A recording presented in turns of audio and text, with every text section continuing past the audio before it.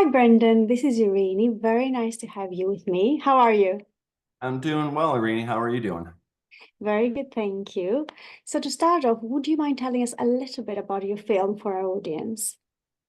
Yeah, sure. The sound is kind of it, it spans a bunch of genres, but I would put it as like a sci-fi psychological thriller horror that is takes place on a big wall rock climb and involves this team of world-class rock climbers who are trying to climb this wall that hasn't been climbed in a while, 63 years to be precise.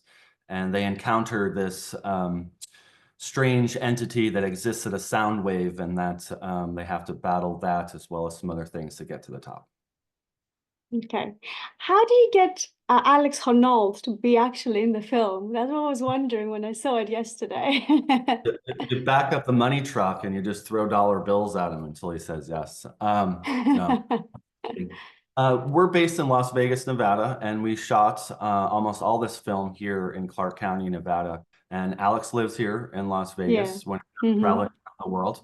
And it just made sense to bring in the world's most visible rock climber into this project that was kind of about rock climbing. So very happy that he thought it was a worthwhile project and came and he shot one day up in the Rainbow Wall in Red Rocks. That's with Brett Harrington, and then he plays himself Hmm. as a little dialogue after that. So he worked for a couple days on the film. Okay. Okay. Yeah, that was impressive. When I saw that, I was like, oh, Alex is there as well. Yeah, that makes sense then because he lives there in Nevada, in Las Vegas with his family. So that makes sense. Are you a climber yourself? I used to be. I'm kind of old and Hmm. broken these days with my body. But yeah, when I graduated from college in the 90s, I made my parents extremely happy by moving to Telluride, Colorado, and becoming a ski bum and picking up ice climbing and rock climbing and peak bagging and all this other stuff. So yes, I wish I was still physically able to do some of that stuff, but I'm many surgeries later, and I don't want to get into my problems. But yeah. I do have experience with that, and it was definitely helpful with trying to, piece together a story that made a little bit of sense. Yeah, because from what I could see, you knew the background of rock climbing and solo climbing as well. And that made that appeared as if you knew what you were doing in the film, especially because they did a little bit of solo climbing. The lead did a little bit of solo climbing in the film as well. So it became apparent that someone knew things about climbing there. So that was you. Um, how did you come up with the idea of the script? It was kind of a twofold thing.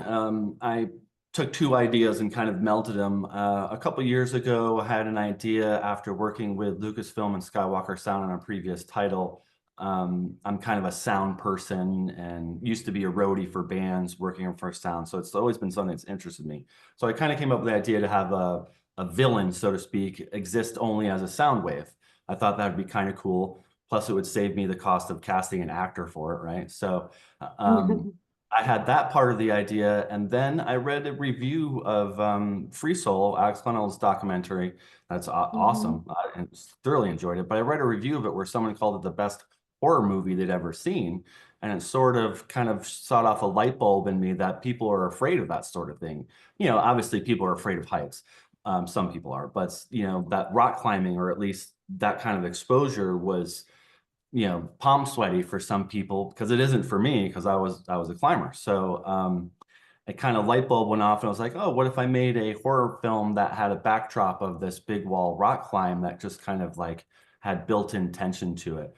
And so I married the two ideas of what I call the elevator pitch of Free Solo times the thing, right? So not necessarily free Mhm. solo in the fact that people were climbing without ropes, but just how the film was shot and the authenticity of the climbing.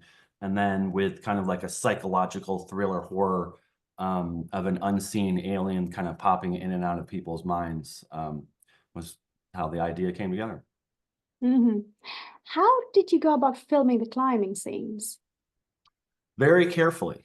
It turns out, unless you're Tom Cruise, as has been pointed out to me, SAG doesn't really want you to put their actors, you know, in unsafe situations like that. So essentially, I made two films at once. I made a traditional film with a traditional production crew and actors, and then I shot all the rock climbing stuff with professional rock climbers and a professional rock climbing shooting team who would go up on these walls and actually be 1,000 feet in the air. So. Yeah, it took a little bit of planning, and as most films do, but this one we kind of just did two things separately and then put them together in post. Because I wasn't sure whether it was green screen or whether it was real, but the fact that you said it's real, it was like, wow. Because there were some really, like to my view, I'm not a climber, there were some pretty dangerous scenes there. I mean, how did you also do the one with the spider walking? How was Oh, that filmed?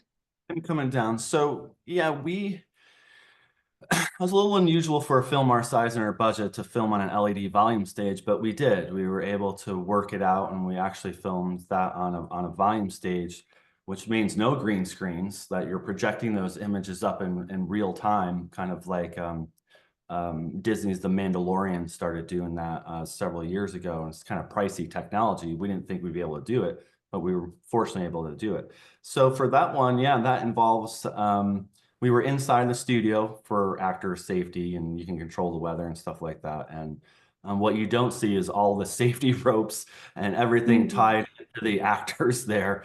Um, our little film has over 400 VFX shots, which isn't a lot for a Oh, Marvel movie, but for an independent film, that yeah. is a ton. Like that, like we took us 6 months to get through our VFX work. And most of it is taking out safety lines and ropes and the things that we had to do to make people safe and comfortable, but yet need to be gone for the final product, so that when you see Brad possessed coming down the wall like a spider, you know, it seems like he's defying gravity, but in fact, you know, there's all sorts of wires and ropes attached to him. So Mhm.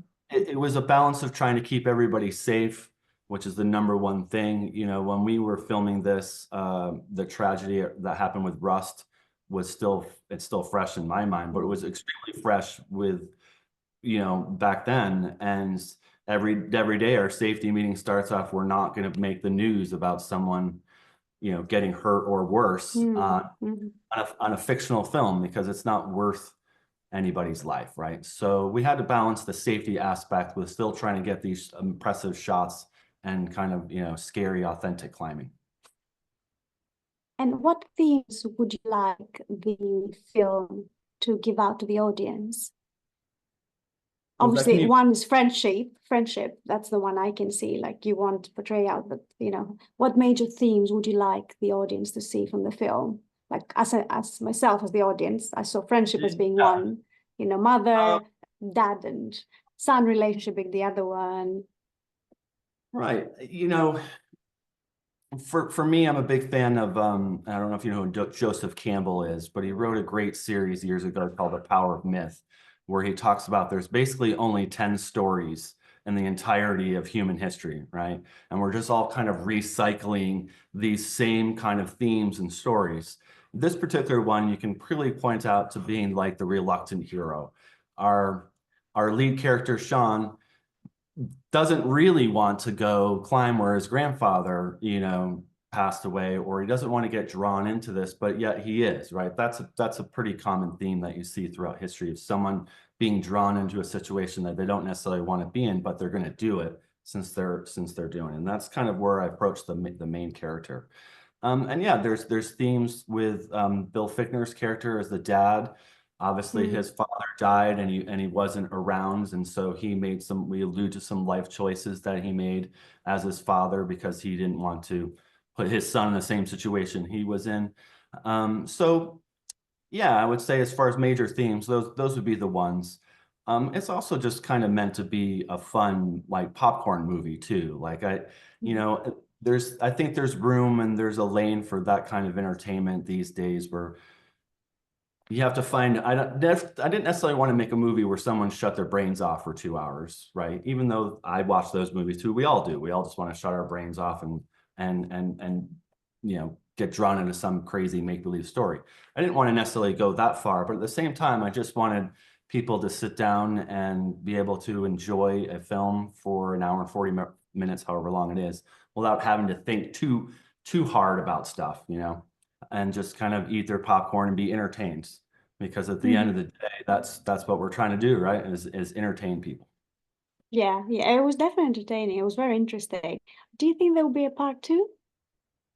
I hope so. It always depends on whether the powers that be decide that it's okay to do a sequel. We've got pretty big plans for a sequel as far as like upping the budget and shooting in Italy and Norway and kind of around the world a little bit. So we hope so. There's a script, and all the actors who are still alive are of course they're in, right? They're just like, hey, I'd love to get work. So we'll see what happens there. How did you cast your actors? Casting, was a little bit different than most movies, because when we were at least casting the actors who portrayed the rock climbers, it was very important to me that they had some sort of background with climbing. Obviously not professional climbers like Alex or Brett Harrington or Hazel Finley or Adrian Ballinger who were in the film, but they had to have some sort of climbing background. And you can kind of see that if you watch through the credits, all those pictures of them in Yes. their lives Yeah, are the yeah. pictures of them climbing in their just real lives. Those weren't staged or anything like that. So when we were going through the casting process, it was not only someone who was a good actor who could handle the scenes and stuff, but was also the fact that it had some sort of climbing background, because it's very difficult. I know it's the actor's job, right, to make you think. Like, I'm sure when F1 comes out, we're all going to believe that Brad Pitt's an F1 driver, right? But rock climbing is a little bit different. It takes people decades really to learn these skills about how to put in equipment, how to handle them, how they're looking and stuff like that. And so it was very important to maintain the authenticity of the climbing, to have actors who had some climbing background. So that's what we did. It wasn't just looking at their acting skills, which is, at the end of the day, you're always going to lean towards that, right? You're always going to, if it was down to two people, you're going to go with a better actor, or maybe that's not a great thing to say, or the person who can perform the role a little bit more how you want it to be. But they also needed to have some idea of rock climbing. So that's how we went through the casting process. And was it easy to cast for the Native American person? Yes, it was. Wayne's a good friend of mine, and he was all in. He appeared in a previous project of mine, and we've just always stayed in touch. Great individual, great person. And I basically let him handle his own story, because I'm obviously not Native American, even though I grew up in kind of a Native American region of the country. Like, his name is his own. Gaiustus is Wayne's own family name. Wayne is an actual Raven Clan chief from Squamish, British Columbia. All his wardrobe was his, that he brought with him. His wife is a full-blood Mohawk Native American. She made the wardrobe of the Native Braves at the end of the film, who were also Canadian Native Americans. So I definitely consulted with Wayne about writing his character and how he wanted to present it, and gave him a lot of leeway in creating his own story, as I think it should be, right? I'm like a giant white guy. It's not really up to me to portray the Native Americans. So Wayne did a lot of that. When is the film coming out, and where will it be coming out? It comes out on Friday, June 27th. It is in theaters around the country, but also on Prime, Amazon, Fandango, all the digital outlets as well. The same day on June. Wow, amazing. Okay, that's really good. Are you planning to enter into any festivals, or is that time gone now because you're That coming time, out on? yeah, that time is gone. It's festivals are an interesting scene these days, right? And for this particular film, it wasn't going to be in Sundance or something like that, right? So and for a lot of the smaller festivals that do kind of projects like this, it's really, for those filmmakers, it's really about getting distribution. we've Yeah. had distribution for a while, Mm, right? And that's kind mm, of your mm. end game when you're going through festivals. And so if you don't need to go to a festival to get distribution, then why take, in my mind, why take that spot away from another filmmaker who's trying to get distribution? So we didn't really apply to festivals for this because we had already, had distribution. It is being considered for a mountain film festival in the United Kingdom later this year. So it may pop up at the Kendall Mountain Film Festival. But other than that, we have not submitted to festivals. Okay. And what are you planning to do next? Apart from a maybe part two, what are you planning to do next? Do you have any other projects coming up Yeah, no, or? we're currently in pre-production on the next film. It never stops, right? As you spend 3 years making a movie, and then you just jump right into the next 3 years. So yeah, we're already working on the next film. It's a higher profile, larger budget, more of a, I would say, a proper psychological thriller. It's not a horror. It's kind of like in the theme of Michael Clayton, but more in the medical drama world. So really excited Mhm. for that project. That's we're gonna get going on here as soon as the sound gets out, released into the world. We'll be making the next one. Well, I hope you have the best of luck with the sound. I actually really enjoyed watching it. Um, I did feel a bit scared as well, but I get scared easily as well. So I watched it during the day when I was doing something else. I don't get too scared. But it was really, really fun to watch it. And I can see what you're saying, that it was a popcorn movie. I can see what you mean about that. And it makes you think. Like I was continuously, I don't want to, reveal what happens to the story, but I was always thinking, what's going on here? And, what's going to happen to this character? What's going to happen to this character? And I really like that. So it kept me up to in my toes. So I really enjoyed it. So best of luck with the film, and I wish you all the Thank you best so for the much. future. Thank you.